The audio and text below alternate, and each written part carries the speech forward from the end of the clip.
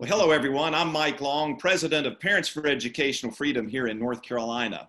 We are going through some trying times right now with coronavirus having shut down our businesses, our schools, our towns, our country, literally the world. But yet life must go on, and especially in the field of education. And so right now we are talking to different school leaders who are telling us what they're doing and how they're adapting to the situation right now. And with us today, we have Andrew Harris, who is the head of Northeast Academy in Elizabeth City, North Carolina. Andrew, we're very glad you could join us today during these challenging times. Tell us a little bit, first of all, about Northeast Academy, not necessarily related to the pandemic that we're dealing with, but Northeast Academy itself. Sure. So we opened about 5 years ago as at that time grades 8 and 9 with the intent of scaling to grades 6 through 12. We were the first and only public charter school located on a public university campus here in North Carolina. We've been on the campus of Elizabeth City State University since we opened, and we scaled now to almost 600 students in grades 6 through 12, and next year we'll add a 5th grade.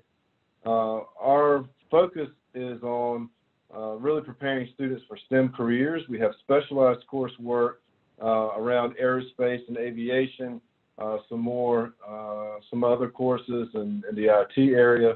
But really, we hope all graduates will leave me well prepared for the workforce. So we offer them access to college and university courses as early as the 9th grade. Many will graduate from high school with a 2-year degree, perhaps even a certification. They also will complete, hopefully, an internship with a local employer of at least 160 hours, and will contribute at least 200 hours of service to our community. Last year, we had our first graduating class. About a third graduated with a 2-year degree at high school graduation. 2/3 graduated with at least 1 year of college credit. Just over half had completed a full internship locally, and 100%, all of our students had contributed at least 200 hours of service to our community. So for first graduating class, they set the bar high, and we hope to build on that legacy. Well, congratulations. That's a great testimony in what you're doing and accomplishing there through a public charter school. Tell me this, now that we're closed, here we are in the middle of March 2020, we're all closed down. Were you prepared at all for this in any way? And if so, or if not, how are you adapting to the situation? Well, we've always been a one-to-one school. Every child at NEAT is issued a Chromebook computer on the first day of school, and they turn it back in sometimes on the last day. Other students may keep it over the summer for coursework or different things. But we, as a result of being on the university campus, have been housed in a few different buildings. And during our second year of operation, we experienced 2 tropical storms, hurricanes, within just a few weeks of one another, and we were actually displaced. And so we physically had nowhere we could hold school for a few days. And so we had worked since we were in the design cycle of this school to develop what it would take for anytime, anywhere learning. We wanted to make sure that we could have students out in the field collecting data, sending it back to teams across the 9 counties we serve, and collaborating in real time on teams. And so we started from the very outset thinking about how we would develop an environment such that our students could do that. When we were displaced in year 2 and we couldn't hold school physically, we decided, you know what, we've spent some time on this, let's go for it. And we did. And we developed something at that time we called remote learning, which of course right now is everywhere. But at that time there was no precedent for it. And so we were looking through research and through articles that really surfaced the idea that a lot of the workforce of the future will involve remote workers or the need for remote working skills. And so we decided that we would go with the phrase remote learning, and for each day we had that type of environment for our school, we would develop a protocol, a set of instructions that students and staff would follow. And so since that time, we've sort of refined the processes And every year we have somewhere around 10 and 20 RLP days, remote learning protocol days. And it's been really helpful for us to have that as a strategy across multiple fronts. I mean, we serve 9 different counties in the northeastern part of North Carolina, and the weather can be quite different for the westernmost area to the easternmost. And so there's a safety issue some days that we sort of come to terms with through RLP. So we never want to risk student safety. There's a lot of flooding that occurs in our area, very flat area. And so anyway, RLPs were a great strategy that we could implement at any time so that we were never bounded by place, often by time. We can hold school anytime, anywhere. And so we've been really preparing for a moment like this for some time. There were quite a few differences in this instance of remote learning just because of the extended nature that we're facing now. Typically, a remote learning day would be a day sandwiched between 2 typical instructional days, or maybe 2 days back to back, and then we'd be back at school. When we set out in this instance, we knew that we would be in a remote learning environment for weeks at a time, not just a few days. And so we came together as a team of teams and talked about for each age group what types of structures we would need in place to monitor student attendance, how we would put together the logistics of managing devices across 9 districts if there's an issue with a device being damaged or whatnot. We trained staff around digital tools that we had used in spurts and different in lower numbers before, but we developed the training for the full team so that we really could make RLP something that is interactive. So now we're at a point where our students are getting feedback every day in every class. We've conducted town halls so that students help us shape the best protocols possible. So students really are taking the lead in the design of what this remote learning environment looks and feels like. It's not digital worksheets. Students are working in teams. There's interactive video going on throughout the day. And for students that don't have internet access, we have a system of flash drive exchanges that we've put together. And so it's really worked well. We often heard a few weeks ago the idea that there would be struggles with supporting students with special needs. We have a caseload of about 50 students with special needs, and then another 40 who would be who also have the need for accommodations that are served under Section 504.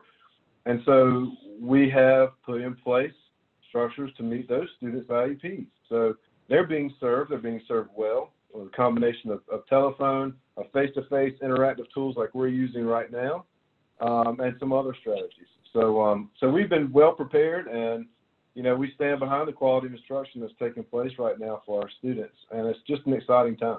All I can say is, wow. I mean, you were kind of pushed into this by 2 hurricanes.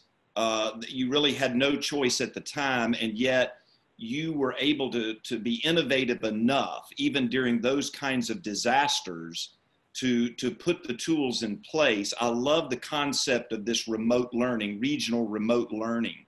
And you have put that together. Did you find that during the process as a public charter school and a lot of the independence that you have as a charter school that gave you some advantages or disadvantages to be able to continue to operate and head on this path? Sure. I think our status as a public charter school definitely is a piece of this puzzle. I mean, we're able to, we have the flexibility to innovate in ways that a traditional district may not be able to do. At the same time, we're quite resource challenged. I mean, just from capital funding, capital outlay, sort of the uneven funding that we're dealing with, layered on top of just some unique challenges with a small staff and that kind of thing. not a 15-person IT team. You know, the first time we did this, we had an IT team of one. And so we've slowly grown the critical systems, but charter school status, the flexibility we have around personnel, school calendar, curriculum, really enabled us to accelerate development of remote learning in a way that really would be a little more difficult through another school model. So in previous experience, I worked with an organization that was tasked with designing innovative schools, designing programs that were quite different. And through that experience, it's immediately apparent that the flexibility that charter schools have is absolutely vital and enabled us to accelerate this process. I mean, the kinds of support systems we have in place would have taken a decade or more in a traditional school district. But because of the flexibility we have, you know, in just 4 years actually of implementation, we've gone from, hey, let's try this and see what it's like, to sound metrics for things like daily attendance, quality of instruction. We're doing virtual PLCs, PLTs with our teams, looking at student data. What does multi-tiered systems of student supports look like in this environment? So it's taken on really a life, I won't say a life of its own, but it's become just a seamless part of what we do. And so, yeah, I mean, without that flexibility, there's no way we would have developed. So considering the lack of resources comparable to traditional public schools, the flexibility has allowed you to accomplish an incredible innovative goals in place for this regional remote learning that is truly making all the difference. Do you see this type of learning growing or expanding, or what do you think? What do you see as the future of this once this coronavirus is over? Once everything is back to normal? What have you learned from this that may carry on even further into the future for your school? Well, I think for education in general, it has created a huge spotlight on some inequities we already knew were in existence around connectivity, particularly in rural areas. Right. But you know, now it has definitely brought those things to the forefront. I mean, it's critical. It's not a service, or you know, accessibility is not something that would be nice to have. I mean, it is an absolute now for many different things, but definitely for education.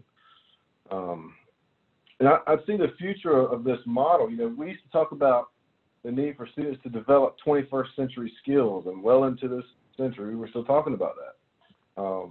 But it's more than just collaboration, creative thinking, communication.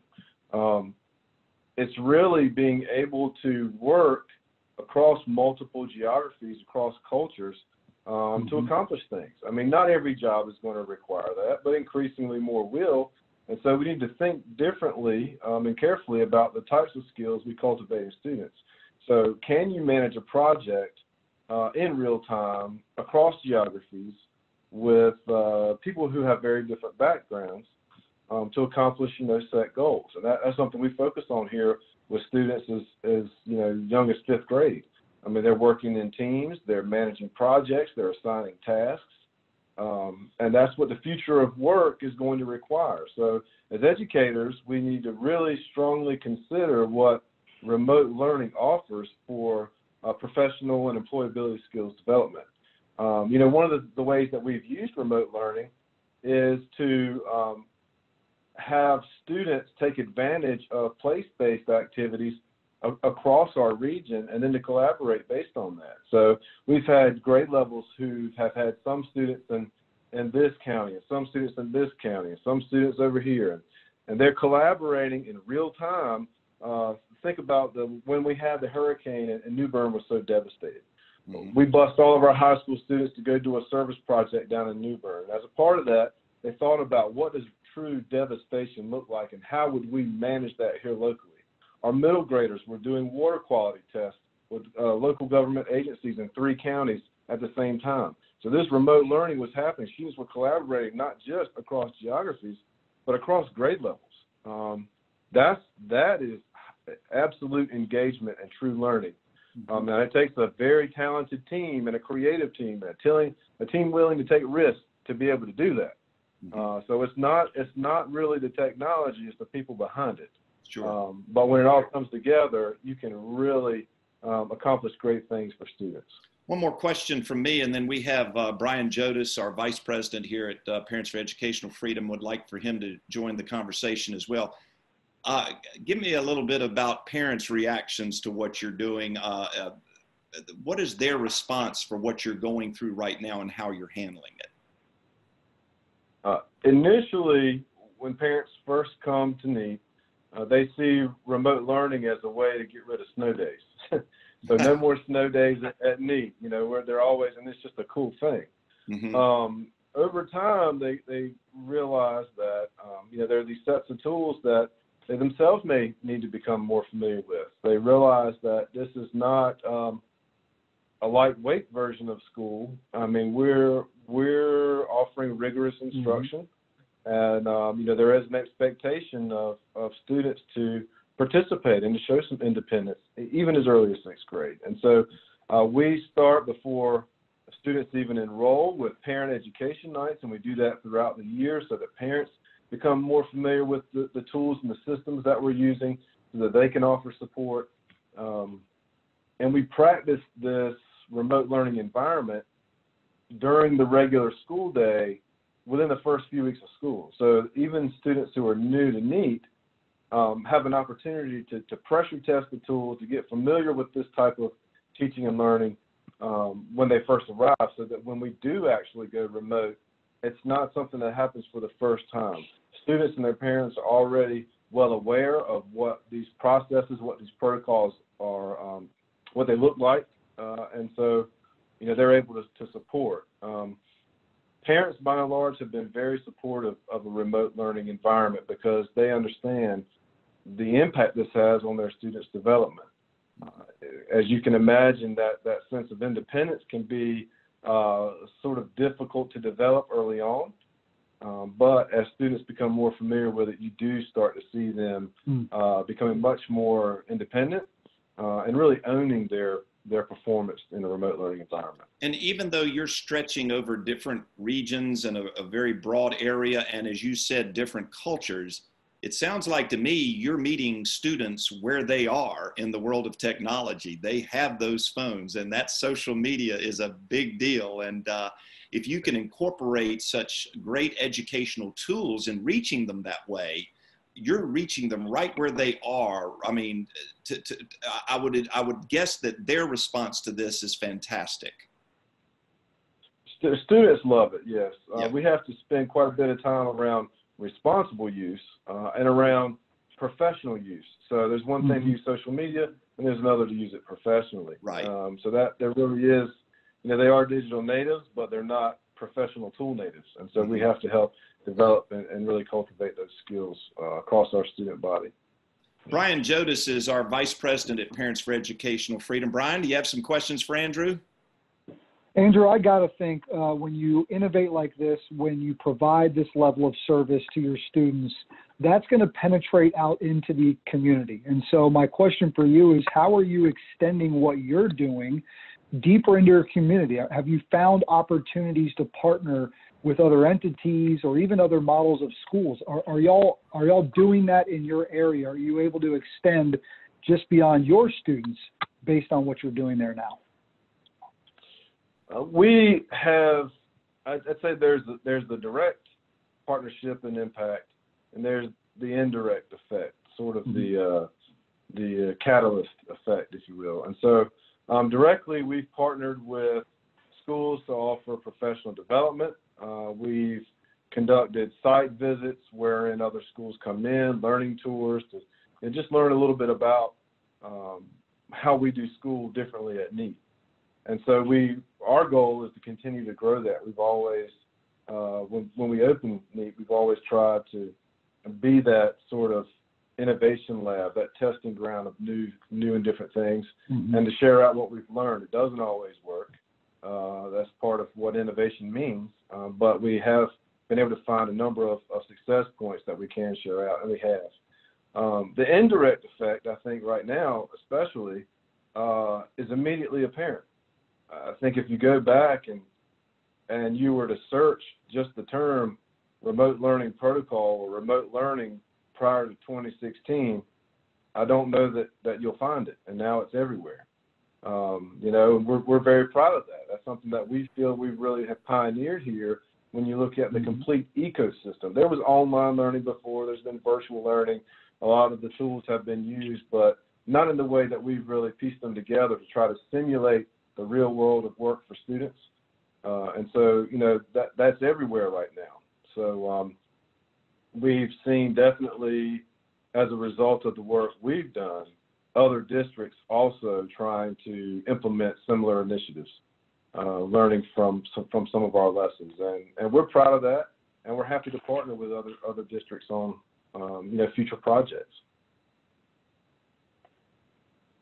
Well, it's a great spirit. It's a North Carolina spirit. It's the American spirit, the innovation during challenging times, and still making the difference in the lives of young people and their families. And Andrew, we just cheer you and just say thank you for what you're doing, and just want to encourage you to continue. I know it's tough. I know it's tough on your teachers and so forth, but with your leadership, I can just see this growing and really making a great difference in the lives of students. Any other story, any other thing you'd like to share with us about as far as our current situation? I mean, you've covered a lot, and but is there anything else that maybe we've left out that you'd like to share with us?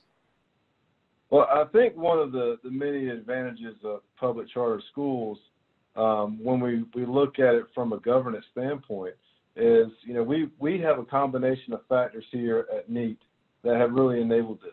We have a board who is very highly committed to our mission, to our vision. They are very supportive of innovation. They understand the need to really catalyze innovation, and that it requires flexibility from the board governance standpoint as well. And without our board support, without the flexibility they have allowed us, and without their sort of careful guidance, but also an acknowledgement of the role of a board versus the role of, say, a school leader, a teacher, what have you. It has been absolutely vital. It's created the conditions that really are necessary for this type of learning innovation to happen. And so, you know, they're good boards, they're not so good boards, but I think when we look at charter school boards, we definitely see a very high level of commitment and a high willingness to allow creativity. And that's very important. So, I mean, for all of us, I'd say, you know, we're going to get through this. I mean, this is just the next hurdle we have to jump over, and as charter school educators, every day brings new hurdles, and we all jump together and make it to the next day. So, you know, this is just the latest, and I think at the end of the day, when we're through this a crisis, if you want to call it that, we're going to see education reshaped, fundamentally reshaped, and for that, I'm very thankful. And that's a good thing. We're not saying we eliminate, you know, a certain education system or anything like that. We just simply want to improve it. You know, as technology grows, we grow. As parents, you know, particularly millennial parents who are now having children reaching the school age years, and you look at their phones and look at how many apps are on those phones. That's choice. They're looking and they're choosing what works best for them, and I believe they're going to want to do the same thing in their the education of their children, and what kind of school will work best for them. And so we applaud what you're doing. You're the perfect definition of what I believe a public charter school was intended to be. And so anything that we at Parents for Educational Freedom in North Carolina can do to help you and to help your parents and others learn more about what you do there at Northeast Academy, please feel free to let us know. Northeast Academy, Elizabeth City, this is Andrew Harris, the leader there. We appreciate your time with us today. I'm Mike Long, president of Parents for Educational Freedom in North Carolina. If any of you would like more information on our organization, it is pefnc.org. Thank you so much for joining us today. Thank you, Andrew.